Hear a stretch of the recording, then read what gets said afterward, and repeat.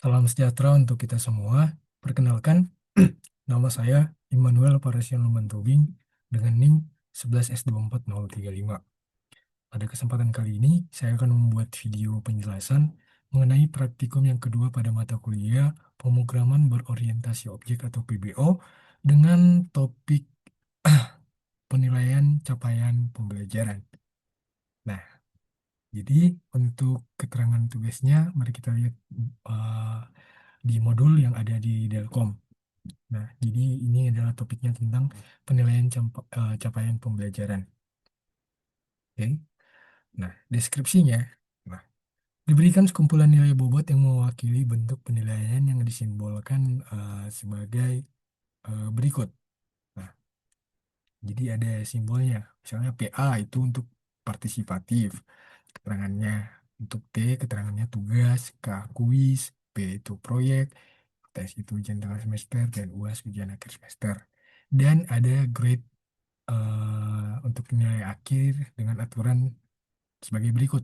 Jika nilainya tentang nilainya di atas lebih besar sama dengan 79,5, maka grade A lebih besar sama dengan 72 grade AB, dan seterusnya.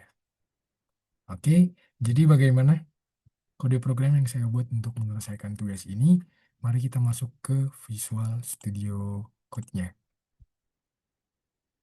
Oke, jadi di sini ada em, code-nya, yaitu dengan penilaian capaian pembelajaran .java. Jadi kita menggunakan bahasa pemrograman Java di sini. Oke, yang pertama di sini yang paling atas tentunya kita import Java-nya. Ini untuk mengimport semua kelas dari package Java-nya. Dan di sini kita memakai scanner, hashmap, arraylist, collections, dan lain sebagainya. Kemudian di sini kita membuat kelas utamanya dengan nama penilaian capaian pembelajaran. Nah, kemudian di sini kita membuat metode main sebagai pintu masuk program di sini, dan kita menggunakan scanner yang dipakai untuk membaca input dari user nantinya. Nah, kemudian kita akan mendeklarasikan struktur datanya. Jadi di sini ada beberapa eh, banyak variabel dengan menggunakan hashmap dan arraylist di sini ya. Jadi sederhananya di sini misalnya ada components name. Nah, components name ini digunakan untuk menyimpan singkatan komponen seperti PA, TK, dan UTS, UAS, dan lain sebagainya beserta nama panjangnya. Kemudian untuk target capaian ini untuk menyimpan daftar capaian pembelajarannya. Kemudian di sini ada persenan bobot dengan tipe string di sini dan integer. Nah, jadi persenan bobot ini menyimpan bobot dalam bentuk persen dari setiap komponen komponen nilai. Kemudian di sini ada components. Ini adalah penanda apakah suatu komponen ada atau tidak. Kemudian di sini ada total seluruh komponen, total soal seluruh komponen, yang ini adalah isinya adalah total soal dari semua subkomponen per komponen besar. Kemudian di sini ada total soal komponen. Ini adalah total soal per subkomponennya. Kemudian di sini ada total benar komponen, yang ini berisi total soal jumlah jawaban benar, jumlah jawaban benar per subkomponen. Kemudian di sini ada komponen is found. Yang ini adalah penanda apakah subkomponen eh, tertentu sudah ditemukan. Kemudian di sini ada sub CPMK. Ini adalah daftar sub CPMK atau bagian bagian dari capaian pembelajarannya. Kemudian di sini ada each sub CPMK list. Yang ini adalah mapping sub CPMK yang berisi daftar target capaian yang terkait. Kemudian di sini ada nilai setiap komponen, mana ini adalah nilai akhir dari tiap subkomponen, dan yang terakhir ada max nilai setiap komponen. Ini adalah nilai maksimum dari tiap subkomponennya. Kemudian kita di sini mengisi nama-nama komponennya. Misalnya di sini ada eh, T. tugas, P, proyek, dan sampai ke PA, partisipatif. Jadi ini adalah fungsi untuk menghubungkan singkatan dengan nama panjangnya.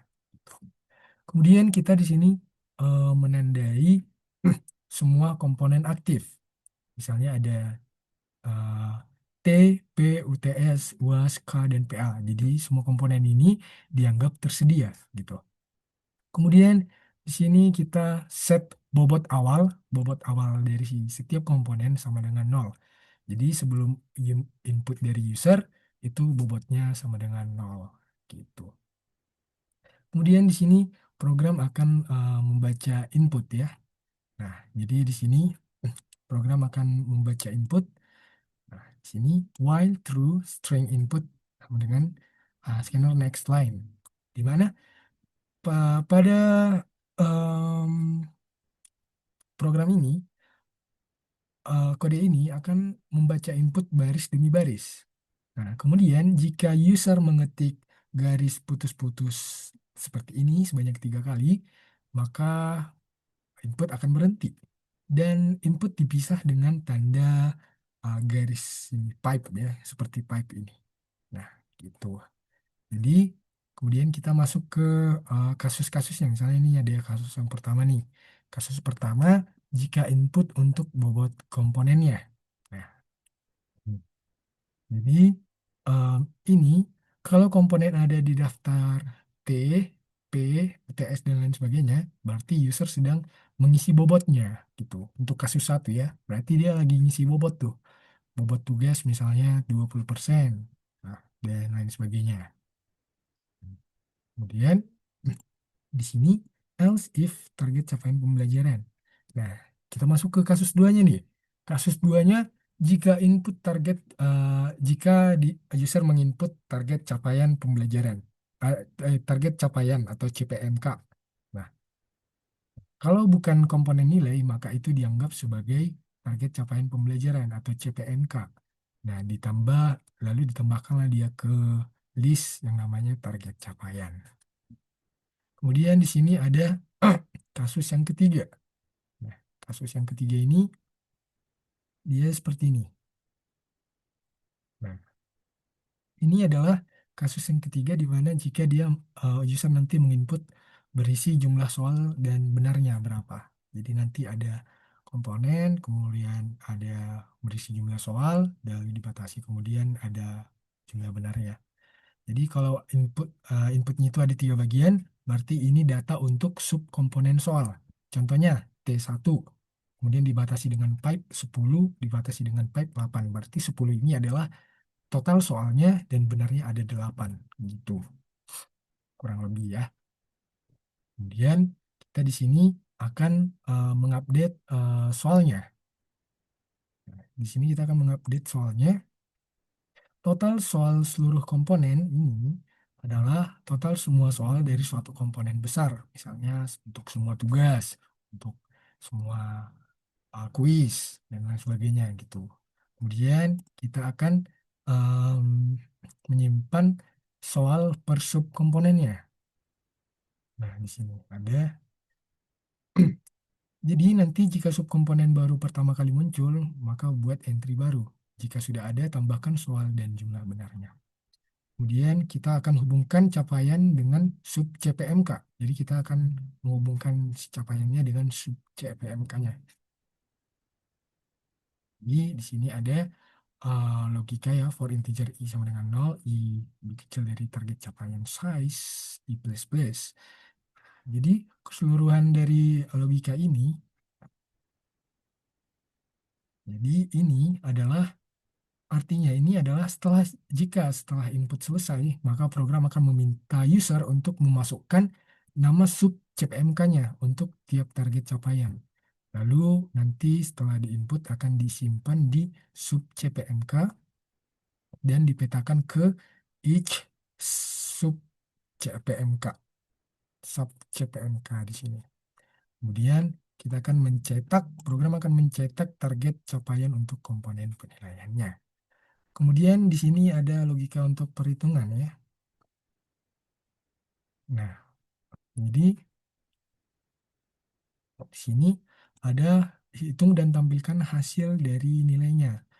Nah, urutan komponennya ditentukan manual. Lalu nanti di sini ada nilai akhir. Nah, nilai akhir di sini ini untuk menyimpan total nilai akhir dari mahasiswa. Kemudian di sini ada loop. Nah, loop ini loop semua komponen untuk mencek nilai yang diperoleh gitu. Jadi kalau komponen tidak ada soal, maka dia akan memakai logika yang ini. Nah, gitu. Kalau ada soal, maka dia akan menghitung max score-nya itu adalah skor maksimal untuk subkomponen. Nah, kemudian di sini kita akan menemukan skor di mana skor itu adalah em, skor aktual. Nah, dan ada sum. Sum itu tuh total nilai dari subkomponen dan nilai akhir itu adalah tambah skornya nanti. Oke. Kemudian di sini kita akan mencetak perolehan nilai komponennya. Kemudian kita di sini, nah di sini nanti akan dicetak tuh nilai komponennya di sini.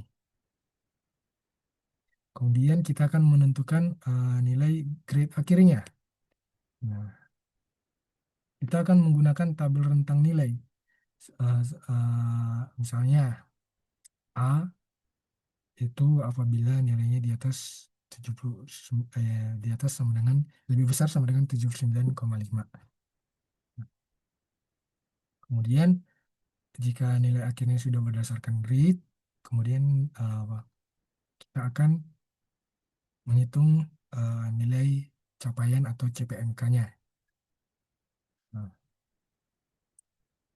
jadi di sini akan dihitung tuh. eh, di sini ada berisi loop untuk semua sub CPMK dan menghitung nilai capaiannya. Gitu. Jadi kalau nanti dia lebih besar sama dengan 49,5, maka status capaiannya tercapai. Tapi jika di bawahnya berarti statusnya tidak tercapai gitu. Oke, kemudian di sini ada tutup scannernya, yaitu scanner close di sini. Jadi kurang lebih begitulah penjelasan untuk penjelasan kode yang ada di em, penilaian capaian pembelajaran Java ini. Gitu. Jadi untuk membuktikan apakah code ini berjalan dengan baik dan benar, mari kita lakukan compile dan run.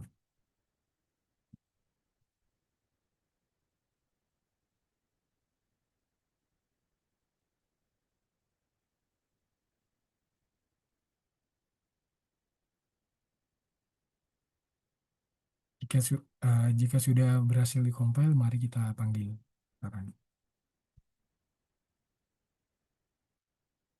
Nah, untuk contoh inputnya, mari kita ambil dari modul yang ada di Delcom saja ya. Nah, di sini ada inputnya.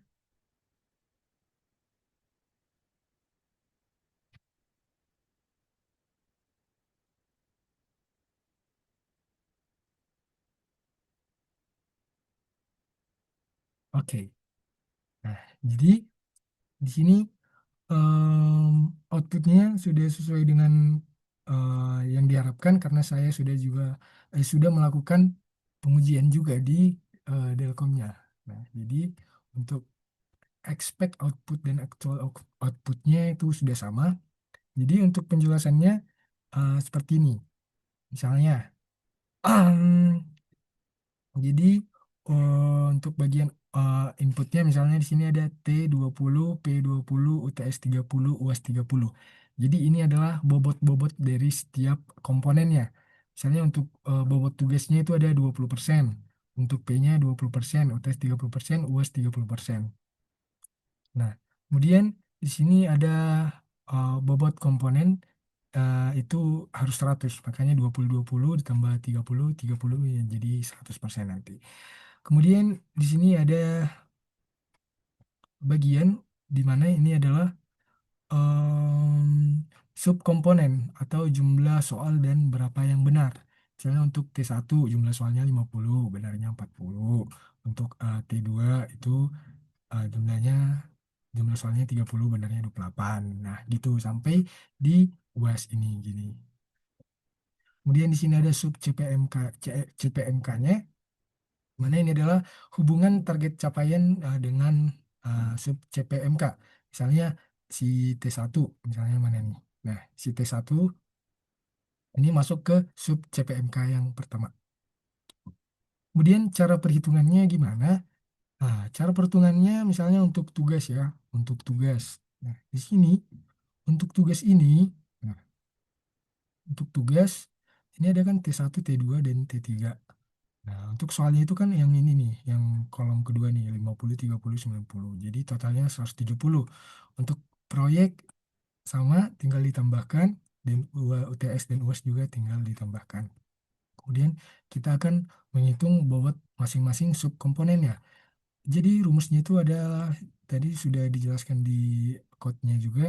Jadi rumusnya itu adalah total soal subkomponen dibagi dengan total soal komponen, lalu dikali dengan bobot komponennya. Itu untuk max score-nya. Dan untuk skornya, total benar dibagi total soal subkomponen dikali max score-nya. Contoh nih, untuk T1 ya. Mana nih T1? Nah, untuk T1, T1 total soalnya kan 50. Total soal komponennya tadi setelah ditambahkan ini kan 170. Jadi bobot tugasnya itu 20%. Jadi max score-nya itu 50 dibagi dengan 170 dikali 20. Dapatlah dia nanti 5,88%. Kemudian untuk skornya di sini ada 40 dibagi 50 dikali dengan max score-nya tadi 5,88. Dapatlah 4,71. Nah, gitu. Kayak yang ini 4,71 per 5,88 untuk D1-nya. Gitu. Jadi gitulah untuk perhitungannya. Dan ada juga untuk perhitungan UTS juga seperti itu. Nah,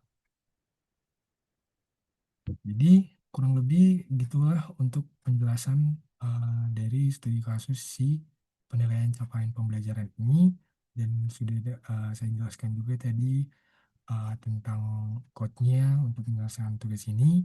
Jadi semoga video ini bermanfaat bagi yang menonton. Semoga lebih paham lagi nanti tentang bahasa pemrograman Java khususnya untuk studi kasus penilaian capaian pembelajaran ini.